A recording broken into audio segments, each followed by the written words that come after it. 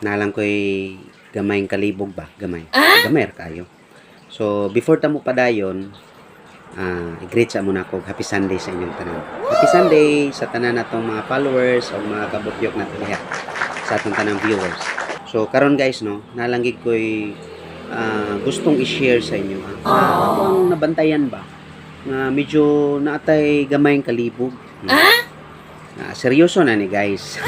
Kasi kaya na po mo binuang so serious na siya about manggod aning kuan ba kani siya ang reach ug ang views unsay kalahian sa reach ug views munang ang reach manggod nato niabot siya 3K. Wow. Ang views na to 2.4, which is ang difference dako kayo no. So mo nang gusto na kong maklaro o basin day na maka-explain sa to ba.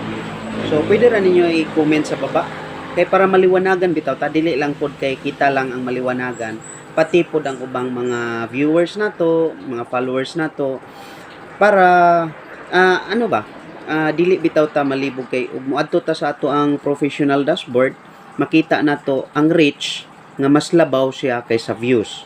What does it mean? Mao lang na ang ato ang pangutana no. What does it mean?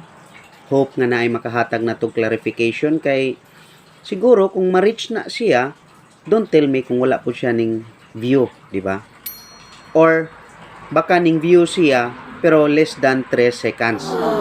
So kana lang po akong pangagpas no. Pero basi na apay mga content creator dira nga mas broader ang ila ang knowledge about reach and views.